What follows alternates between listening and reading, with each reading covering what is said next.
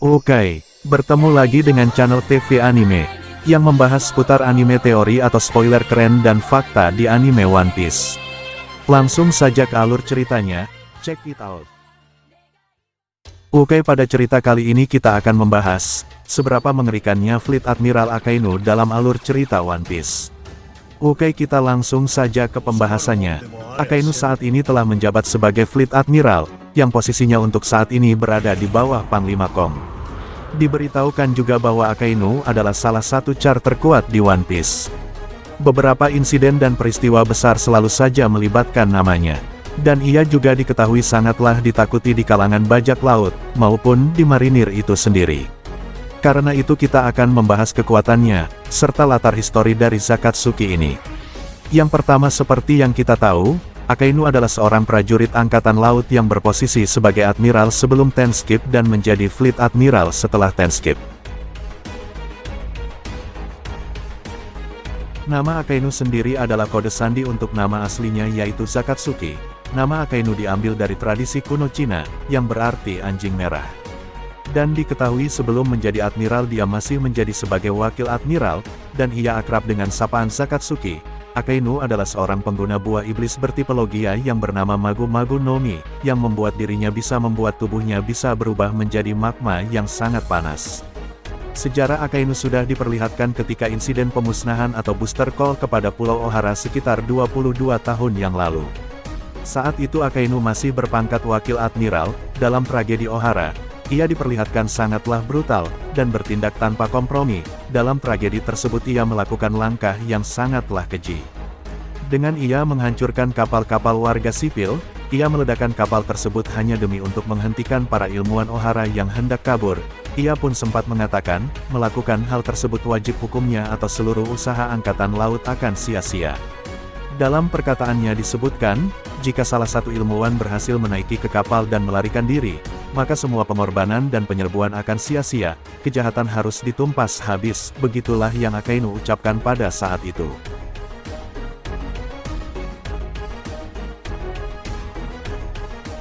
Melihat apa yang dilakukannya, itu jelas bahwa ia bertindak tanpa pandang bulu, dalam membasmi kejahatan yang ia anggap salah. Dalam pikirannya keadilan sejati adalah angkatan laut itu sendiri, yang bisa saja itu semua tidak benar-benar adil. Selanjutnya ketika eksekusi es berlangsung, dan perang di Marineford dia beberapa kali ia menghajar habis anak buah Shirohige dengan mudah. Namun ketika ia di hadapan dengan Shirohige, ia terlihat kewalahan dan ia sempat menerima luka fatal dari serangan Shirohige. Hanya saja itu dibalas dengan luka fatal juga bagi Shirohige, karena diperlihatkan dia mampu membuat lubang di tubuh Shirohige. Dan hingga membuat sebagian kumis Shirohige hancur karena serangannya. Meskipun begitu Shirohige mampu bertahan hingga akhirnya tewas di tangan Kurohige. Nah di momen ini Akainu yang sempat menerima serangan yang fatal dari Shirohige, dan dia juga sempat jatuh ke dasar karena getaran yang dihasilkan oleh kekuatan buah iblis milik Shirohige, yaitu Gura-Gura no Mi. Namun setelah semua itu selesai, ia terlihat tampak baik-baik saja, bahkan mampu memberikan perlawanan kepada Komandan Shirohige, seperti kepada Marco dan kru Shirohige yang lain. Nah dari sini kita bisa menyimpulkan bahwa kekuatan Zakatsuki ini bukanlah kaleng-kaleng, bahkan kekuatan Zakatsuki mampu mengimbangi kekuatan sekelas Yonko. Ya meskipun pada saat itu kondisi Shirohige sudah tidak memungkinkan akibat usia dan juga sakit-sakitan. Namun seperti yang kita lihat bahwa yang dia hadapi adalah salah satu seorang Yonko yang memiliki julukan manusia terkuat di dunia. Walaupun ia belum bisa membunuhnya, namun, serangannya mampu membuat Shirohige hampir mendekati ajalnya. Lah di sini kita juga pernah melihat Jinbe memberitahu Luffy bahwa Jinbe juga pernah menjelaskan, jika pertarungan Akainu dan Kuzan, memakan waktu hingga 10 hari, dan sepertinya pertarungan itu didasari oleh Kuzan yang tidak ingin menjadi bawahan dari Akainu. Sehingga akhirnya mereka berduel untuk memperebutkan posisi Fleet Admiral. Yang menarik di sini adalah, insiden tersebut yang pertama terjadi sepanjang sejarah Angkatan Laut, selain itu jelas saja pertarungan selama 10 hari tersebut sangatlah gila. Dan di luar batas manusia biasa, ditambah lagi mereka sama-sama kuat dan mempunyai kemampuan kekuatan buah iblis yang sama-sama bertipe logia. Meskipun akhirnya Aokiji harus kalah dari pertarungan tersebut, dan membuatnya mengundurkan diri dari Angkatan Laut. Lah sisa dari pertempuran itu yang akhirnya Pulau Panghasar menjadi dua bagian di mana sisi yang satu menjadi es dan sisi yang lain menjadi Pulau Magma. Kemudian bekas luka yang ditinggalkan dari duel tersebut juga tidak main-main, namun sepertinya Akainu lebih dominan melukai Aokiji, dan itu terlihat jika di bagian tubuh Aokiji termasuk tubuh yang penuh luka dan kakinya yang harus putus. Sementara itu Akainu hanya terlihat mengalami luka sobek di bagian bahu depan dan leher dan di telinga. Pertarungan ini menunjukkan betapa mengerikannya kekuatan Akainu walaupun dia bisa dikatakan melawan orang yang setara dengannya. Selain itu, pulau yang menjadi es dan magma, bahwa itu mereka menunjukkan kekuatan yang sudah bisa dikatakan mencapai awakening dari buah iblisnya. Lah kita sudah melihat kekuatan Aokiji dengan teknik Ice Age miliknya, ia mampu membekukan lautan dengan mudah. Menurut Mimin itu bisa ia lakukan, karena Aokiji sudah mencapai awakening dari buah iblisnya, seperti yang di Pulau Panghasar yang sekarang menjadi Pulau Es dan Magma. Dari situ juga kita bisa menyimpulkan bahwa Akainu juga sudah mencapai awakening dari buah iblisnya, walaupun Oda belum mengkonfirmasinya. Tetapi jika kita lihat dari bukti bekas pertarungan mereka, kemungkinan Akainu berada satu tingkat lebih kuat dari Aokiji. Selanjutnya tentang tekad Akainu dan keberaniannya, sejauh ini, ia tidak takut kepada siapapun bahkan seorang Yonko sekalipun. Dan yang terakhir terlihat ia berani berdebat secara langsung dengan 5 ketua bintang, yaitu Gorosei yang merupakan petinggi pemerintah dunia. Hal itu disebabkan karena ia sempat kesal dengan insiden Doflamingo. Di mana Doflamingo bisa sesuka hati berpura-pura mundur dari si Chibukai karena koneksinya dengan Tenryubito, ia menjelaskan kepada Gorosei jika dia tidak bertindak tegas, maka reputasinya akan tercoreng. Walaupun memang benar, jika dia tidak secara langsung menentang Gorosei. Namun sifatnya yang keras dan merasa kesal di depan Gorosei itulah yang membuktikan bahwa ia memang tidak mengenal rasa takut. Berbeda ketika serangannya dihentikan oleh Shanks di Marineford, Mimin rasa dia bukan takut kepada Shanks. Melainkan ia tak ingin mengambil resiko jika masih harus bertarung lagi melawan seorang Yonko. Karena pertaruhannya adalah Marineford akan runtuh, namun jika saat itu yang datang hanya Shanks sendiri, ya kemungkinan ia tidak akan segan-segan untuk melakukan pertarungan dengan Shanks. Kemudian berbicara mengenai haki, kami rasa untuk sekelas admiral, sudah pasti ia menguasai dasar dari Kenbun suku haki, dan Bosu suku haki.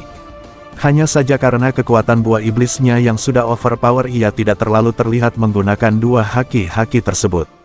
Bukan berarti pula haki miliknya lemah, hanya saja tidak mendekati seorang Sang ataupun Garp.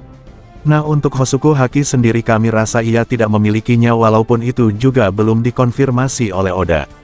Kemungkinan Oda mendesain agar yang bisa menggunakan haki raja tidaklah terlalu banyak. Dan alasan lainnya adalah karena mereka tidak memiliki andil yang besar terhadap dunia, termasuk sebagai pemimpin dunia. Lah dengan alasan itu, mungkin benar Oda hanya akan lebih fokus kepada orang-orang dari klan Di. Serta bajak laut besar lainnya yang dapat memiliki Haoshoku haki tersebut. Selanjutnya ketegasan dan keadilan absolut yang ia miliki, sempat memperlihatkan Kurohige memilih kabur jika harus bertempur dengan Akainu dan Yonko Akagami. Ketika itu Kurohige sempat menangkap Jerlori Boni dan menggunakan Boni sebagai alat untuk pertukaran kepada Angkatan Laut. Mereka pun akhirnya mengirim Akainu seorang diri dengan sebuah kapal tempur, meskipun sudah berbekal gura-gura Nomi dan anggotanya yang berbahaya. Kurohige terlihat tak sembarangan, dan lebih cenderung memilih untuk menghindari pertempuran melawan Akainu. Sebenarnya ini bukan dikarenakan Kurohige takut kepada Akainu, hanya saja Akainu bukan target mereka. Selama ini kita mengenal Kurohige yang selalu berusaha untuk menghindari pertempuran, ia lebih suka memilih jalan pintas yang lebih mudah, ketimbang harus bertarung dulu untuk mendapatkan tujuannya.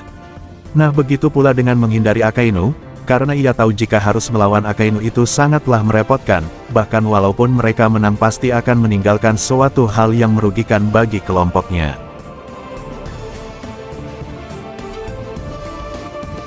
Maka dari itu kekuatan Akainu patut diperhitungkan ketika Tix memilih mundur daripada untuk menghadapinya. Akainu sendiri merupakan tokoh yang sangat penting dan juga begitu kuat. Nah ada suatu pola di mana ketika Oda mengambil referensi karakter dari tokoh nyata, maka karakter tersebut merupakan tokoh yang penting. Ya hal ini juga berlaku pada Akainu, di mana para admiral terinspirasi dari aktor Jepang yang legendaris. Akainu diambil dari aktor legendaris Bunta Sugiwara. Dan kemudian setelah pembahasan hal tersebut muncul pertanyaan. Lalu siapa yang bisa mengalahkan Akainu? Menurut Mimin yang mungkin bisa mengalahkan Akainu, adalah para Yonko. Kami tidak akan menyebutkan bajak laut legendaris seperti halnya Gold Roger, Rock the Sebex dan tokoh yang lain-lainnya. Alasannya karena sudah berbeda era. Jadi tidak etis, jika harus membanding-bandingkannya dengan bajak laut di era baru. Nah, jika melihat dari hal pertanyaan, apakah Akainu setara dengan Yonko? Jawabannya, tentu saja jelas tidak. Yonko memiliki segala kelebihan dari segi apapun, termasuk fisiknya yang tidak normal, sementara Akainu seperti manusia tinggi pada umumnya. Nah, untuk dikatakan setara kami memang tidak setuju, namun jika sedikit di bawah Yonko itu benar. Setelah melihat dari penjelasan di atas kita bisa menyimpulkan, jika Akainu tidak setara dengan Yonko, lebih tepatnya berada sedikit di bawah Yonko.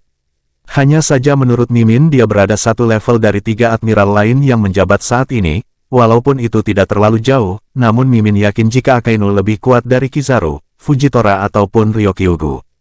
Nah, setelah melihat dari fakta-fakta tersebut Mimin yakin jika Akainu adalah prajurit terkuat ketiga dari Panglima Kong dan juga Laksamana Garp yang saat ini ada di Angkatan Laut. Nah, begitulah pembahasan seberapa kuatnya kekuatan Akainu saat ini. Mohon maaf jika ada salah-salah dalam kata-katanya dan mohon maaf juga jika ada kata-kata yang kurang berkenan. Terima kasih.